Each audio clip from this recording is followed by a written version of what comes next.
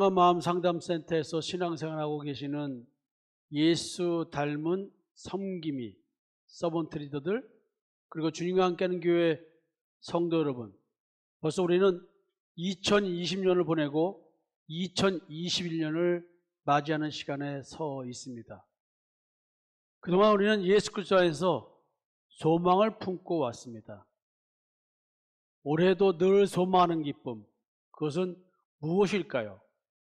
그것은 아마도 예수 안에서 새롭게 되는 나를 소망하는 것이 아닌가라고 생각이 듭니다. 여러분, 세월의 흐름은 우리에게 무엇을 생각하게 할까요? 이런 생각을 하면서 오늘 말씀을 좀 들었으면 좋겠습니다.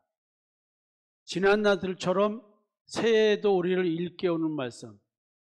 그런즉 누구든지 그리스도 안에 있으며 새로운 피조물이라. 이전 것은 지나갔으니 보라 새 것이 되었도다. 고린도후서 5장 17절의 말씀입니다. 2019년도 2년 전이죠. 그때도 우리는 예수 그리스도 안에서 새롭게 되었던 나를 보았습니다.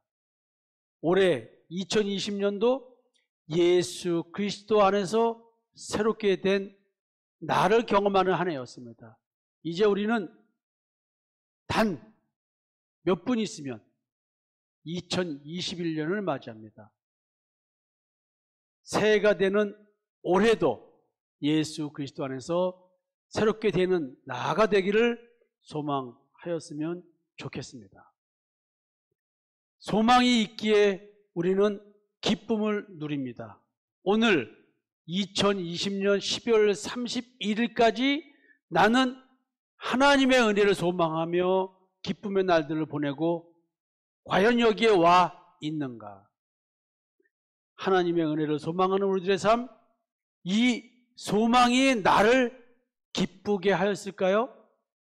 내가 하나님의 은혜를 소망하는 삶을 살았는데 그 소망이 나를 정말로 기쁘게 하였을까요? 내게 베풀어 주기를 소망하는 하나님의 은혜는 과연 무엇이었을까요? 바울은 어떻게 오늘과 같은 이런 신앙 고백을 하게 되었을까요? 그런즉 누구든지 그리스도 안에 있으면 새로운 피조물이라. 이전 것은 지나갔으니 보라 새 것이 되었다. 어떻게 이런 신앙 고백을 하게 되었을까요? 오늘은 한 해를 정리하고 또 다른 한 해를 맞이하는 이 시점에서 바울이 고백한 이 고백을 중심으로 말씀을 좀 나눠볼까 합니다. 고린도후서 5장을 통해서 바울은 어떤 상태에서 이런 신앙 고백했는지 한번 살펴보려고 합니다. 먼저 바울의 자기 자신의 죽음으로 인한 탄식 그리고 소망에 대한 얘기를 볼 수가 있었습니다. 만일 땅에 있는 우리의 장막집이 무너지면 하나님께서 지으신 집 곧 손으로 지은 것이 아니요 하늘에 있는 영원한 집이 우리에게 있는 줄 아느니라. 참으로 우리가 여기에 있어 탄식하며 하늘로부터 오는 우리 처소로 덧입기를 간절히 사모하느라. 오늘 1절과 2절의 말씀을 보면 일시적인 집, 우리의 장막집, 손으로 우리가 지은 집, 땅에 묻혀 썩을 육체의 집, 이런 표현이 있고요. 이와 반대되는 표현으로 영원한 집, 하늘에 있는 영원한 집, 하나님이 지으신 집, 썩지 않는 집, 이런 표현들이 있습니다. 무슨 의미일까요? 지금 사도 바울은 자신의 죽음 앞에 서 있는 것 같습니다. 아니면 곧 죽을 거 아닌가라는 생각을 하고 있습니다. 그래서 우리의 장막집, 이 육신이죠. 이 육신은 언젠가 심장이 멎어지면서 땅속에 묻혀 흙으로 지은 존재니까 흙에서 썩어서 형체도 없이 사라질 것입니다. 그 얘기를 지금 하고 있습니다. 근데 이런 얘기죠. 근데 현재 우리는 유한한 육체의 장막의 집에 살지만 우리는 재림의 예수 그리스도가 오신다면 하나님께서 지으신 집이 우리에게 있어서 손으로 짓지 아니한, 그래서 손으로 짓지 않아서 무너지지도 썩지도 즉 죽지도 않는 영원한 집에서 살게 될 것이라는 얘기를 합니다. 근데 그 집을 뭐라고 표현하냐면 하늘에 있는 집이라고 표현했습니다. 바울은 자신이 죽지 않은 상태에서 주의 재림이 이루어져 가지고 새로운 영적인 몸을 덧입기를 소망하고 있습니다. 어쩌면 바울은 살아서 부활의 영광에 들어가기를 간절히 소망하는 것 같습니다. 그런데 어떤 느낌이냐면 아마 자기가 살아서 육체가 살아있는 상태에서 주님이 재림하셔서 부활의 영광을 얻을 것 같은 느낌은 지금 좀 느낌이 드는 것 같습니다. 그러니까 육체, 내가 이 생명이 살아있는, 육체의 생명이 살아있는 요 순간에 죽기 전에 예수님이 재림하실 것이다. 그러면 나는 살아서 부활의 영광을 줄 것이다. 이 느낌이 있었는데, 이런 확신이 있었는데 죽음이 다가오는데 예수님이 안 오시는 거예요.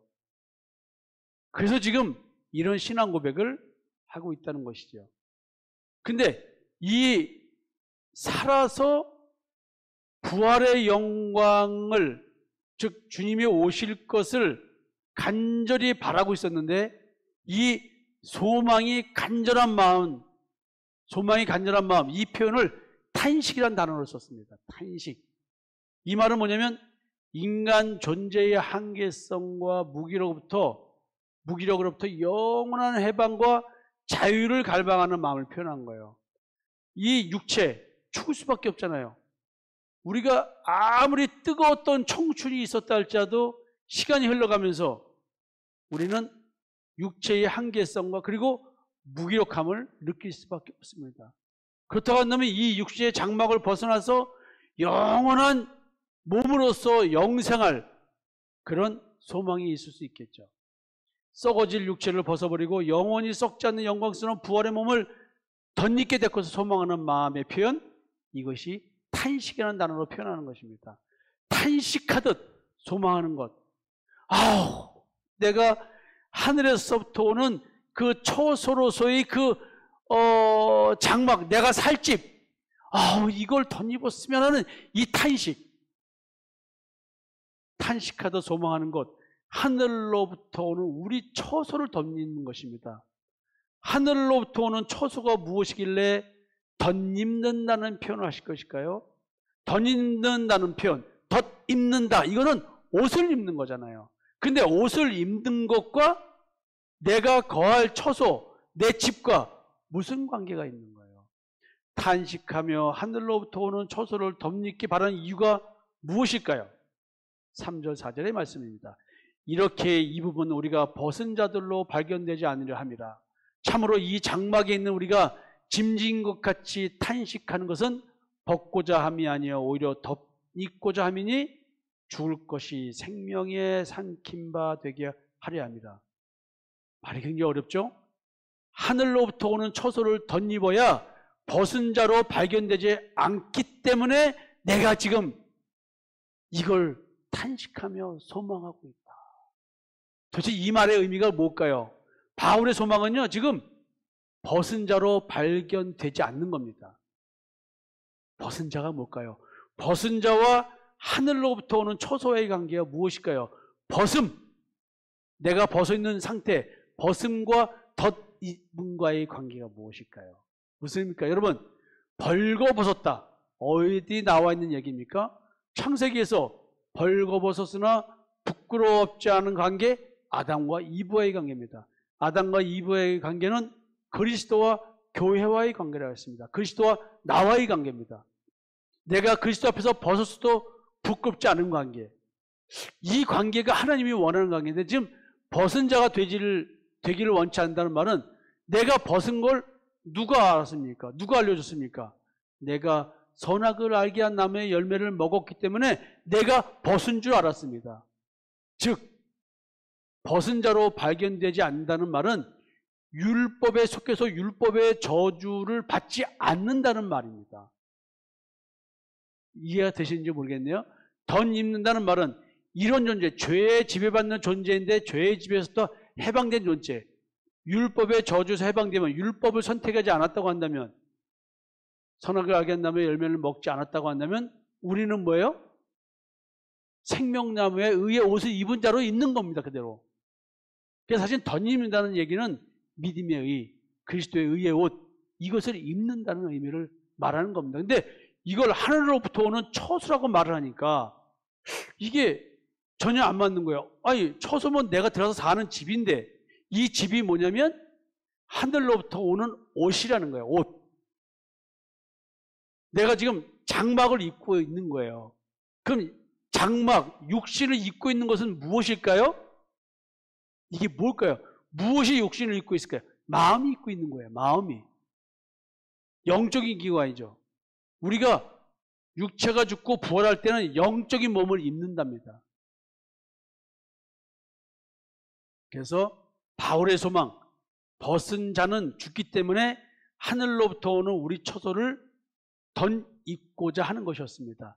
덧입음은 현재 입고 있는 옷 위에 더하여 입는 것입니다. 근데 바울은 이를 삼킨 바 된다고 표현하였습니다. 하늘로부터 오는 우리 처소를 내가 입는다는 말은 뭐냐면 이 처소가 나를 삼킨다는 게, 삼킨다는 거예요.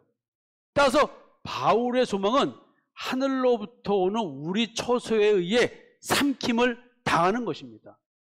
삼킴을 당해야 할 현재 바울이 입고 있는 옷은 무엇이냐면 죽을 것이라는 옷입니다. 이게 육체의 장막입니다. 바울의 소망, 죽을 것이 생명의 삼킴바 되게 하려 하는 것이었습니다. 생명이란 하늘에서부터 오는 우리 처소인데 처소는 우리가 살 집입니다. 이는 우리가 살 집이 하늘에서부터 내려온다는 의미인데 이 말의 실제적 적용은 어떤 것일까요? 바울에게 발생한 실제적 적용으로서의 신앙 고백은 무엇일까요? 자신의 죽음을 생명이 삼켜주길 바라는 소망, 이거에 대한 응답이 뭔 줄 아세요? 5장 5절, 6절, 7절의 말씀입니다. 곧 이것을 우리에게 이루게 하시고 보증으로 성령을 우리에게 주신 이는 하나님이시니라. 그러면 우리가 항상 담대하여 몸으로 있을 때는 주와 따로 있는 줄 아노니 이는 우리가 믿음으로 행하고 보는 것으로 행하지 아니함이로다. 지금 죽음을 생명이 하늘에서부터 오는 생명이 삼켜주기를 바라는 이 소망을 얘기하고 이어서 이 말합니다. 하늘로부터 오는 우리 처소는 생명인데 이 생명에 의해서 삼켜진다는 것, 영생을 살게 된다는 것, 이것이 뭐냐면 이것을 보증해 주는 것. 그게 뭐냐면 집을 보증, 확신을 갖게 하는 조치가 뭐냐면 하나님으로부터 이 보증이 이루어지는데 그게 성령을 우리에게 주신다는 거예요. 내가 성령 받은 현상이 있다면 나는 생명에 의하여 삼켜진 자로서 하늘로부터 오는 나의 처소에서 살고 있는 상태가 되는 거예요. 그러니까 내가 성령을 받았다고 한다면 생명에 의해 삼켜진 바 된 자예요. 하늘에서부터 오는 내가 살 처소에 들어가서 살고 있는 상태인 거예요. 이건 굉장히 지금 몇 차원적인 표현의 이야기입니다. 성령 주심은 하나님의 보증행위라고 지금 바울은 말하는데 무슨 보증행위냐면 생명에 의해 삼켜질 것에 대한 약속의 표현으로서 성령을 주셨다. 그 성령이 어디 들어오시는 거예요? 내 마음에 들어오시는 거예요. 성령이 내 마음에 들어오심으로 말미암아 나는 하나님의 성전으로 바뀌는 것입니다. 성령이 내 마음에 들어오심으로 말미암아 그리스도의 마음을 품게 되는 것입니다. 지혜와 계시의 영이 내 마음에 들어오자마자 나는 내 마음의 눈이 밝아진 자로서 내 마음을 보기 시작하게 된다는 것입니다. 이게 지금 생명에 의해서 삼켜질 것에 대한 약속의 표현으로서 이제 이런 현상들이 나오겠죠. 죽을 몸에 생명을 덧입혀 영생의 존재가 되게 해준다는 표현, 이게 성령을 주시는 겁니다. 성령 받으셨습니까? 썩을 육체를 대신하여 썩지 않는 영적인 몸을 주신다는 표현입니다. 여러분들이 성령을 받쳤습니까?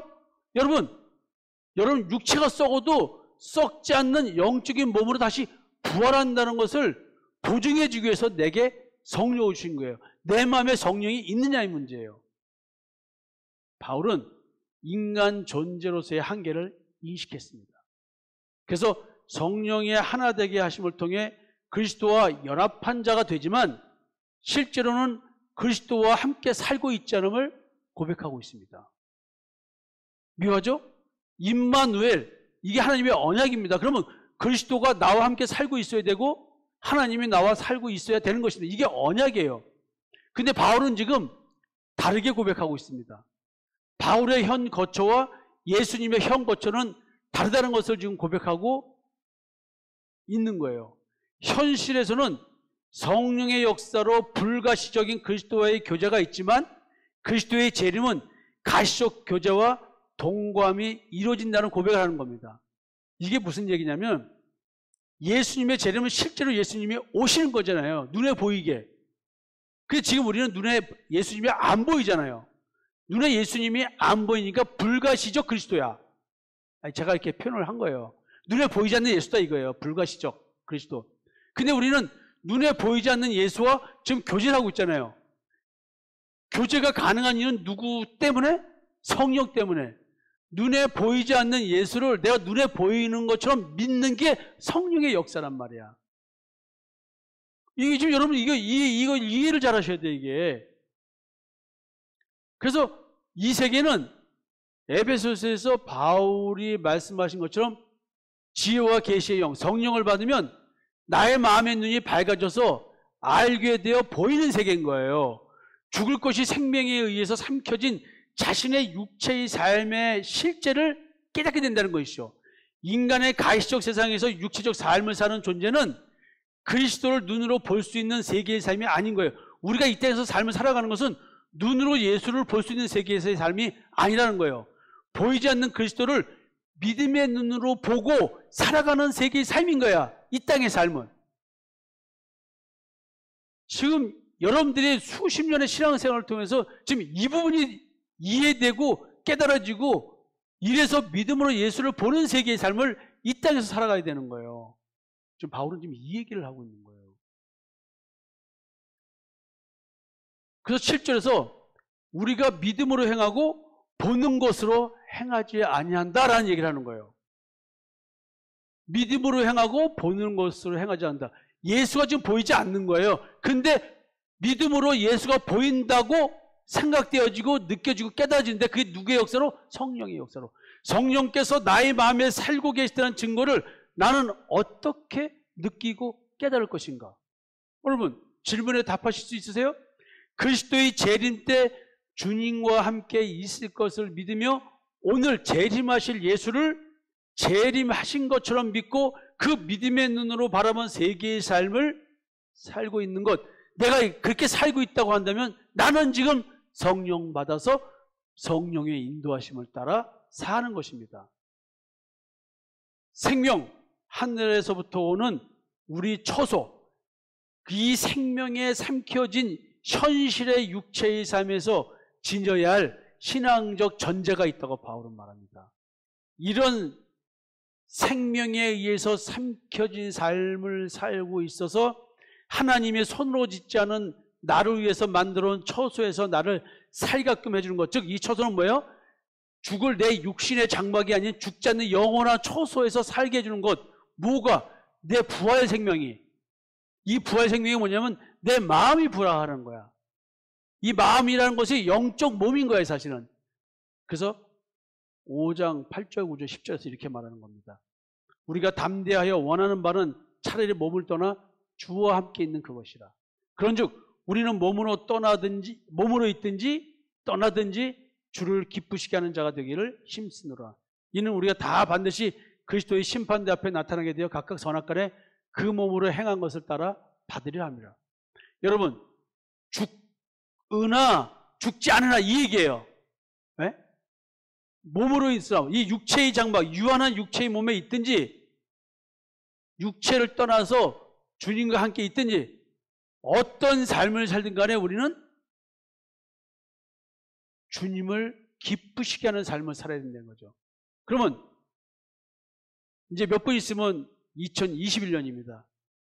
2020년 올 한 해 여러분 주를 기쁘시게 하는 삶을 사셨습니까?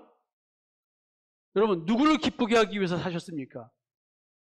아내를 행복하게 기쁘게 해드리기 위해서 처자식을 기쁘게 행복하게 해드리기 위해서 살았습니까? 그게 뭐 나쁘겠습니까? 남편을 위해서 남편을 기쁘게 하는 삶을 살았습니까? 그게 왜 나쁩니까? 우리들의 시각에서는 전혀 나쁜 게 아닙니다. 그러나 하나님의 관점에서 그렇게 살았다고 한다면 우리는 하나님 앞에서는 악이겠죠. 왜? 지금 하나님은 주를 기쁘게 하는 삶을 살라고 그랬는데 나를 기쁘게 하는 삶을 살았습니까? 그럼 그건 아니잖아요. 야, 이거 묘한 얘기입니다, 지금. 이는 우리가 다 반드시 그리스도의 심판대 앞에 나타나게 되어 각각 선악간에 그 몸으로 행한 것을 따라 받으려 합니다. 죽으나 사나, 야, 주를 위해 산다? 주를 기쁘게 하는 삶을 산다? 지금 바울의 신앙적 변화가 생겼습니다. 육체의 생존 가운데 부활을 체험하고 싶었던 자신의 소망을 지금 내려놓는 장면이 지금 그려져 있습니다. 그리스도의 제 이름으로 얻게 되는 영광은 산 자나 죽은 자나 동일하다는 깨달음을 얻습니다. 그러니까 내가 살아있을 때 주님이 오셔서 부활의 영광으로 내가 살으리라라는 이 소망을 버리는 과정인 거예요. 죽으면 어때? 예수님이 지금 안 오시면 어때? 내가 살아있을 때 안 오시면 어때? 이 생각을 갖는 거예요. 근데 바울 죽고 2000년 지났잖아요, 지금. 아직도 안 오셨어. 어디 오셨을까? 예? 어디 오셨을까? 지난 성탄절 때 말씀드린 건 뭐예요? 그리스도께서 내 마음에 나타나시기를 기뻐하신다고 했잖아요. 바울의 고백이잖아요. 어디에 오셨어요, 바울이? 뭐라고 고백해요? 내 마음에 오셨다는 거예요. 재림하셨어. 어느 시간, 인간의 시간대에 오시는 것은 하나님의 손에 있으니까 우리가 참견할 게 안 돼. 그건 하나님의 주권이야. 그럼 우리가 기다리면 되는 거고 기다리다 죽으면 그만인 거야. 왜? 사나 죽으나 주님의 재림 때 얻는 영광은 똑같으니까. 이런 깨달음으로 바울은 죽음의 문제에 초연해집니다. 그러면서 남은 인생을 얼마 살지 모르지만 주를 기쁘게 하는 삶에 집중하겠다라는 얘기를 합니다. 제가 늘 오늘 하루 열심히 살자. 오늘 하루 얘기해요. 일용할 양식을 먹고 사는 하루를 얘기합니다. 그래서 오늘 하루가 그리스도의 중심의 삶이라는 것이 중요하다는 거예요. 오늘 하루가 중요하다. 오늘 살아있을 때 주를 기쁘게 하는 삶. 이게 무엇일까요? 예수님 때문에 몸부림치는 삶. 그래서 예수님 때문에 그 몸부림치는 인생이 마음의 쉼, 안식 속에서 이루어지고 살아가는 것. 이것이 우리들의 신앙이고 주를 기쁘게 하는 삶인 것이죠. 그래서 지금 바울은 생명에 삼키워진 현실의 육체의 삶에서 지녀야 할 신앙적 전제로 얘기하는 것이 뭐냐면 심판입니다. 근데 그 심판, 날의 심판 기준이 뭐냐면 선악간에 그 몸으로 행한 것이래요. 여기서 선과 악이 무엇일까요? 선, 그건 뭐예요? 하늘에서부터 오는 자신의 초소인 생명을 덧입은 것이 선이요, 생명을 덧입지 않은 것이 악이라는 거예요. 쉽게 말하면 예수가 내 마음에 나타나셨으면 선이고 예수가 내 마음에 나타나지 않았다면 악이라는 거예요. 그러면 너무나 엄청난 얘기를 지금 하고 있는 거예요. 어마어마한 이야기입니다. 선악간에 그 몸으로 행하건 그 몸에 선이 있느냐, 그 몸에 악이 있느냐 이 이야기. 하나님의 생명 안에 있었느냐, 하나님의 생명 밖에 있었느냐, 이것이 심판 기준이라는 거예요. 바울의 깨달음은 하나님도 아시고 듣는 자는 그의 양심으로도 안 돼요. 지금 이런 이야기가 11절, 12절에서 또 엄청난 얘기를 합니다. 우리는 주의 두려우심을 알므로 사람들을 권면하거니와 우리가 하나님 앞에 알려졌으니 또 너희의 양심에도 알려지기를 바라노라. 우리가 다시 너희에게 자천하는 것이 아니요 오직 우리로 말미암아 자랑할 기회를 너희에게 주어 마음으로 하지 않고 외모로 자랑한 자들에게 대답하게 하려 하는 것이다. 여러분, 여기서 바울 사도가 말씀하시는 두려우심이라는 말의 의미는 무엇일까요? 주석에서는 뭐라고 말하냐면 바울이 담액색 도상에서 빛으로 나타나서 말씀하신 예수님을 체험하잖아요. 그때 체험한 것이 뭐냐면 심판주로서의 그리스도에 대한 체험을 했는데 그때 감정이 뭐냐면 주님에 대한 두려움이 있다는 것이죠. 그 심판주니까 두렵죠. 근데 그 주님이 내 마음에 나타나신 거예요. 근데 이 말은 뭐냐면 바울이 왜 이런 말을 하냐면 바울에 대해서 누군가가 도전적 질문을 던진 거예요. 너는 진실하게 복음을 전하는 것인가? 너는 무슨 유익을 위해서, 너의 무슨 유익을 위해서 복음을 전하는 거야? 너 복음 전하면서 사기치면서 거짓 선지자 노릇하고 있는 거 아니야? 예수 믿으러 가면서 삥 뜯으려고 하는 거 아니야? 이 얘기하는 거예요. 내가 맨날 일신도에서 말씀드렸잖아요.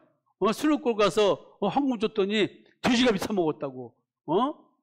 성도들이 헌금 가지고 목사가 말이야 된장국 먹어도 비싸게 먹는 줄 갈비를 먹었어? 이런 예를 들면서 바울이 성경헌금 갖고 구제헌금 가지고 그 예루살렘 가고 할 때 그 돈 가지고 삥 뜯어 먹었다고 말하는 이런.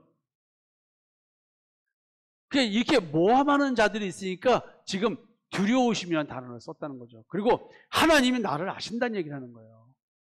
나는 하나님 앞에 서 있는 자야라는 얘기를 하면서 또 얘기를 합니다. 너무나 무서운 얘기를 한 거예요. 하나님은 이미 알고 계시고 듣는 너희들도 너희 양심으로 나의 복음 전함이 진실한지를 알 수 있어. 만약에 여러분들이 성상모가 진짜 복음을 전하고 그 다음에 복음 전함을 위해서 여러분들이 헌금하고 후원해 주는 것, 그걸 내가 삥 뜯으려고 하지 않는다는 것, 그는 설교를 듣고 내가 목회하는 걸 본 여러분들 마음속에 이미 알게 된다는 거예요. 내가 전하는 복음을 들으면 여러분들 어디에 영향이 생겨요? 양심, 마음에 영향이 생기기 때문에 그 마음과 양심에서 전하는 바울의 마음을 안다는 거예요. 그것처럼 이 시대에도 또 여러분들 담임 목사의 마음도 복음 전함의 진실함도 여러분들 양심으로 안다는 거지. 그래서 바울은 뭐라고 말하냐면 이런 도전적인 질문을 하고 나를 모함한 이 질문자들이 누군지 아세요?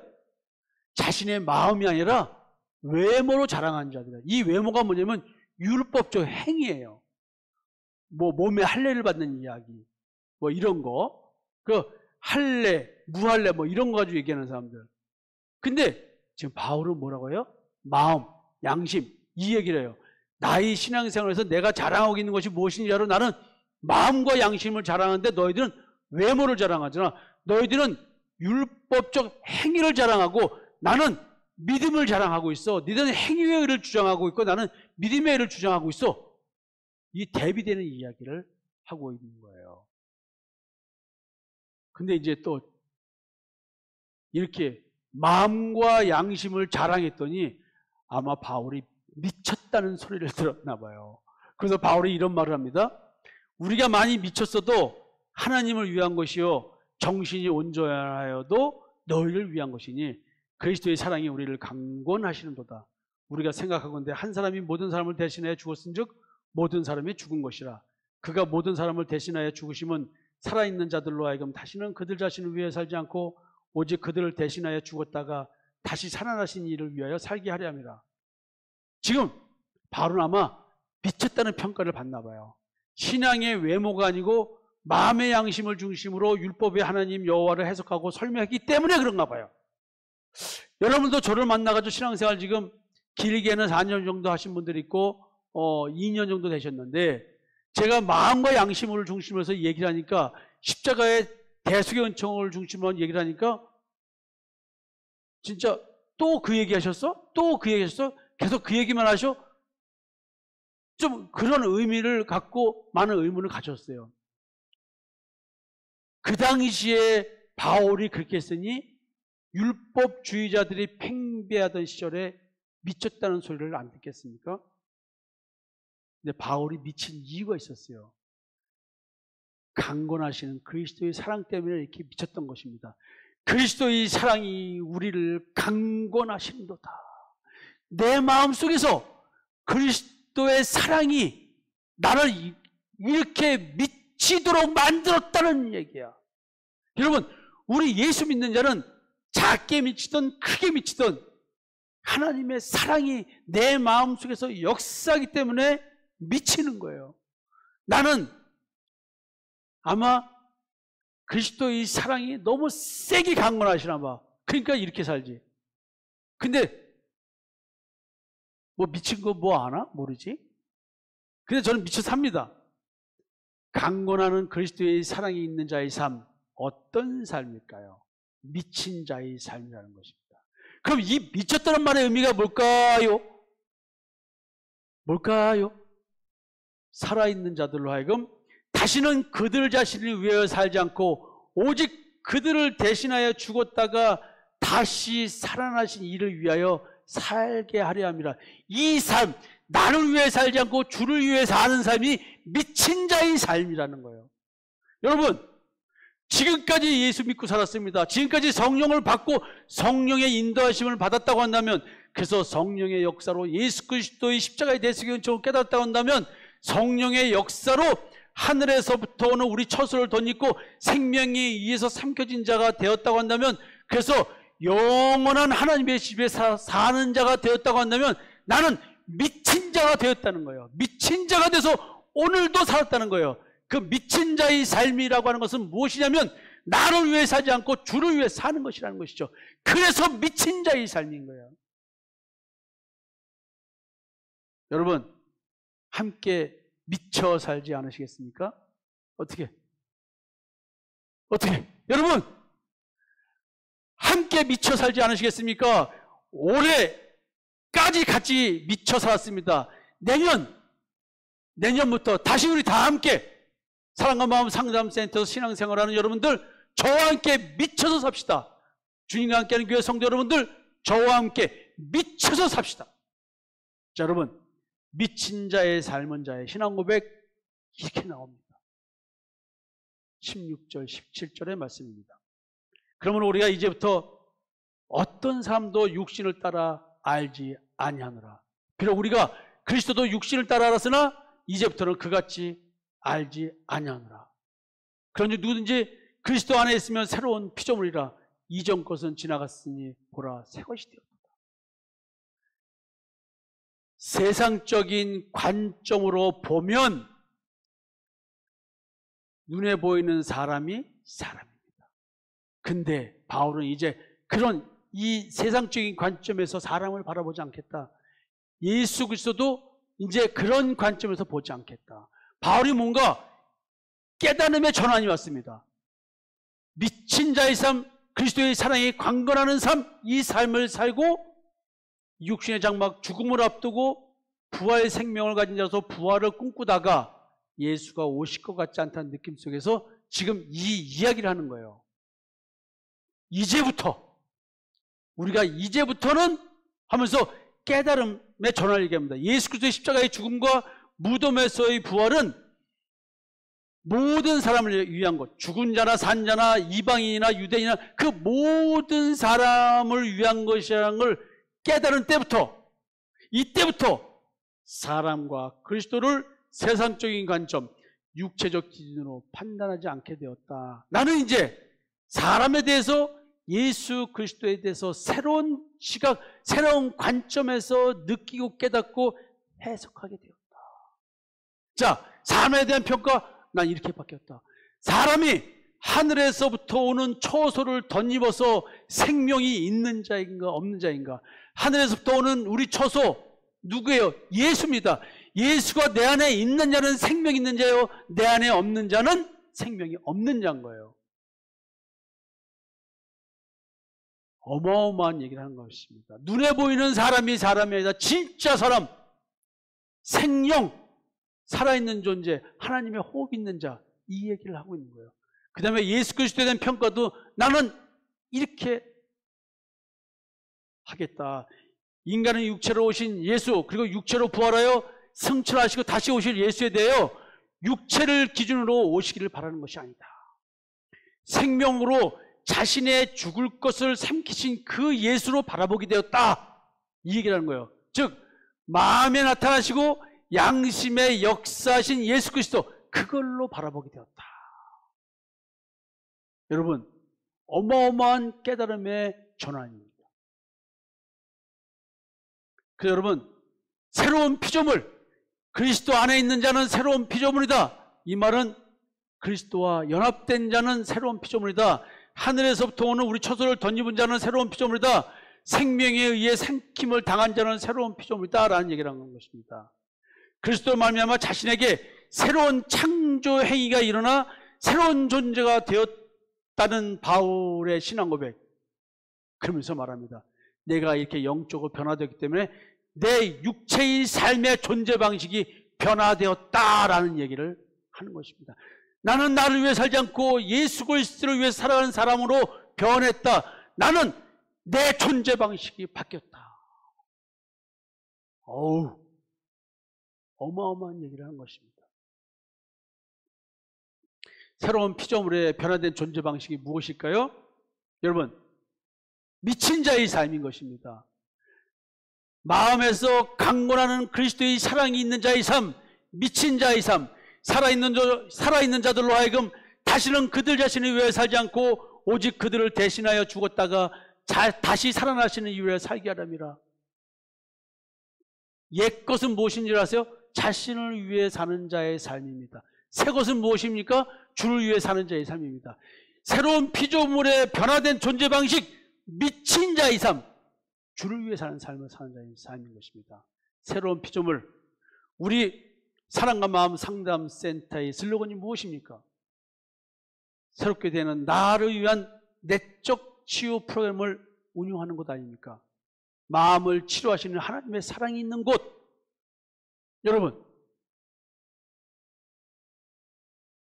우리들의 소망 무엇이어야 할까요? 생명에 삼켜진 자의 삶을 살 수 있는 것, 이게 우리들의 소망이어야 합니다.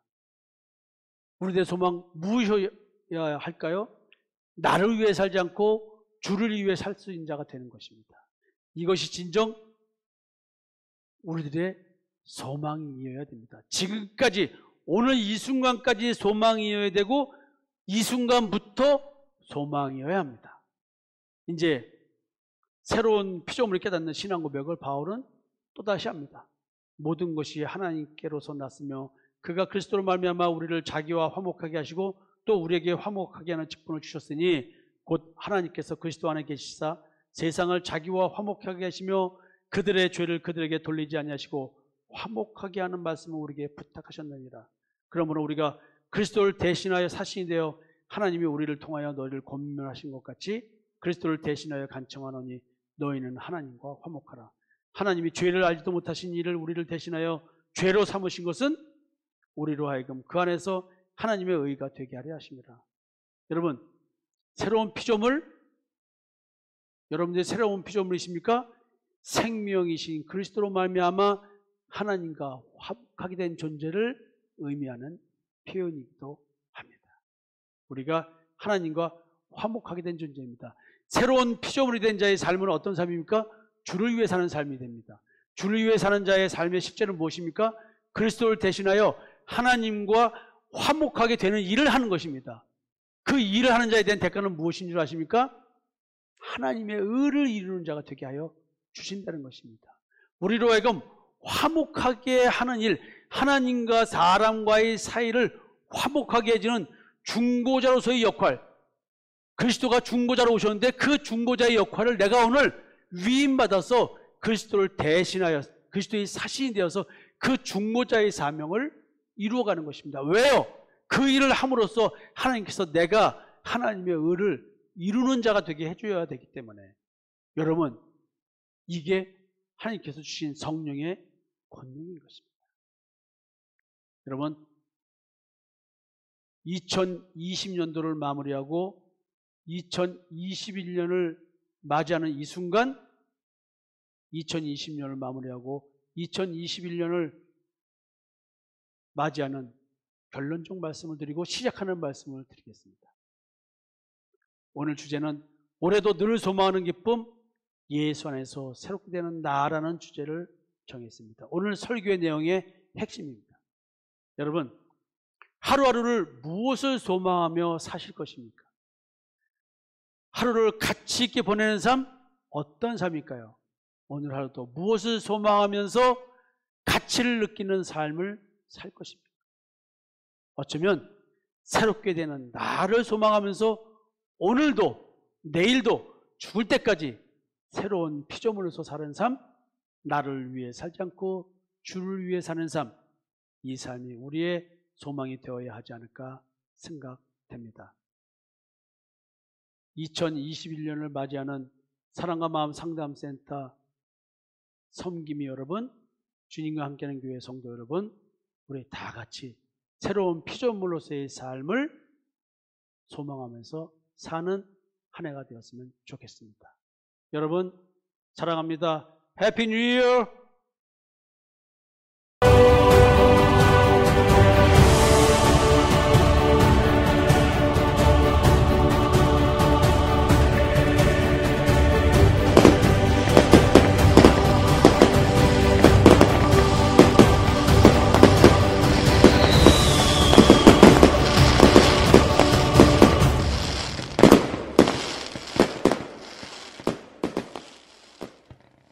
인사부터 할까? 안녕하세요. 저는 주님과 함께 하는 교회에 다니고 있는 강은나입니다. 여기서 말씀을 배우고 깨닫고 또 열심히 하나님의 삶을 증명하고자 하는 삶을 살아가고 있습니다. 올 한 해 저에게 주시는 하나님의 특별한 은혜는 십계명의 제1계명, 너는 나 위에 다른 신을 섬기지 말라, 이 말씀을 구체적으로 좀 더 알아가는 시간들이었는데요. 나라는 존재가 이 십계명의 1계명을 지킬 수 없는 자라는 것을 현실을 통해서 더 철저히 보게 되었습니다. 다른 신을 섬기는 게 어떤 것인지, 참 하나님을 섬기는 게 어떤 것인지 구별조차 못하고 신앙생활을 했다라는 그 자체가 정말로 지금 생각해보니 너무나 부끄럽습니다. 나라는 존재가 이렇게 율법을 지키지 못하는 자인데 행위적인 신앙생활로 율법을 지키면서 이것이 믿음이냐 자랑 삼아 나의 의를 만들어가고 있었다라는 것을 정말 부끄럽게 여기고 있습니다. 그래서 이것을 깨달은 것을 이제는 2021년에는 믿음으로 사는 것이 어떤 것인지, 정말 내 마음에 그 믿음의 실상이 어떤 것으로 나타나고 있는지를 좀 더 보기를 원합니다. 그래서 말씀에 더 집중하고 오직 말씀만으로 살아가는 그리스도인, 그것이 되기를 소망합니다. 감사합니다. 안녕하세요. 저는 사랑과 마음 상담센터 섬김이 정은영입니다. 올 한 해 하나님께서 저에게 베풀어 주신 특별한 은혜를 나누고자 합니다. 작년에 목사님을 통해서 연말에 저에게 주셨던 말씀이 나의 마음을 기경하지 않으면 저주를 받게 될 것이다 라는 말씀을 주셨어요. 저는 그 말씀이 너무 좀 무섭고 제 마음이 힘든 말씀이었는데 올 한 해 또 그것을 경험하게 해주시는 하나님의 특별한 은혜를 경험하게 된 것 같아요. 특별히 목사님이 주시는 말씀을 통해서 제 안에 감추어진 것들이 많이 드러나고 가려워졌던 것들이 많이 좀 드러나는 경험을 하게 됐는데요. 목사님께서 저희들을 위해서 베풀어 주신 또 한 가지가 있다면은 동반 성장 프로그램을 통해서 저희 상담사들과 또한 우리 성도들과 같이 상담을 하게 되는 경험을 할 수 있도록 해주셨어요. 그것을 통해서 제 안에 정말 제가 가리고 싶었던, 또 저도 저를 속여서 잘 알지 못했던 것들, 그런 것들을 보게 되는 귀한 경험을 하게 됐습니다. 그것을 통해서 내가 나를 가리고 싶어서 그것을 통해서 자기 의를 쌓고 있었던 것들, 이런 것들을 정말 알 수 없는 정말 기이한 그런 하나님의 경험을 하게 됐던 것 같아요.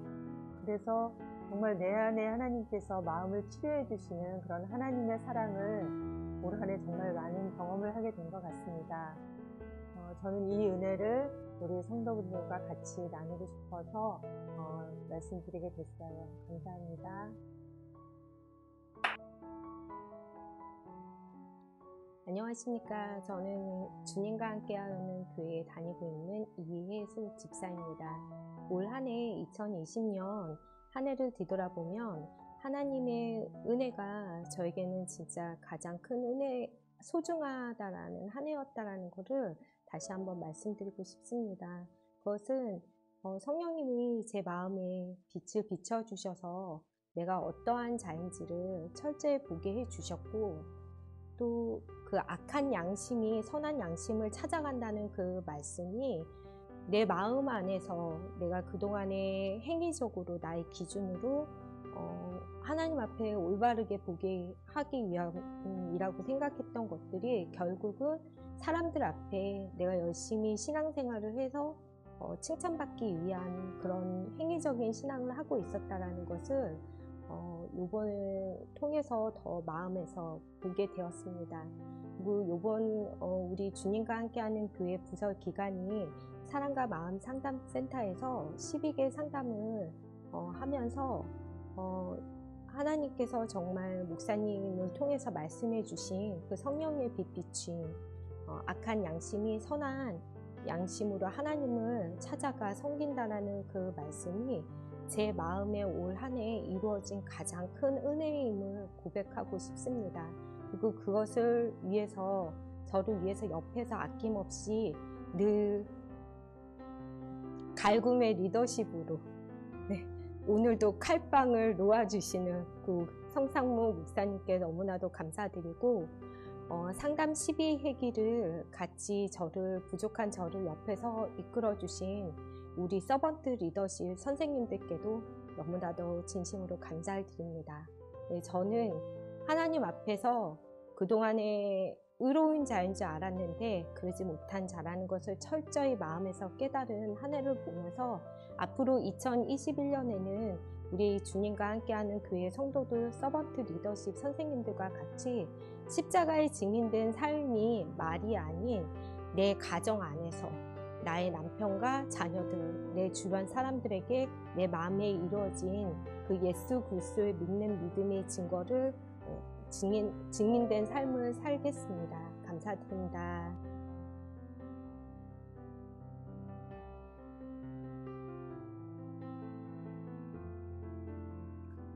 올해는 사랑과 마음 상담센터가 출생한 해였습니다.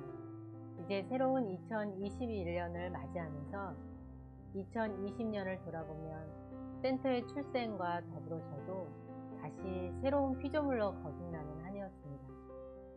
그리고 동반성장 프로그램을 통해 내담자 성도분들과 함께 그리스도 안에서 매일매일 하나님의 은혜를 경험하는 매우 귀중한 시간들을 보낸 해였습니다.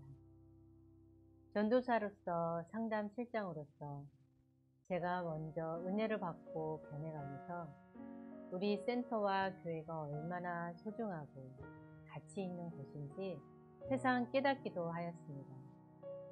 2021년도에 성도 여러분들과 함께 동행하며 십자가의 증인으로서 삶을 살겠습니다. 하나님의 자녀이신 귀하신 여러분들을 하나님의 종으로서 잘 섬기겠습니다. 저와 함께 한 방향으로 같이 걸어가실 생각 없으시죠? 성도 여러분, Let's go together!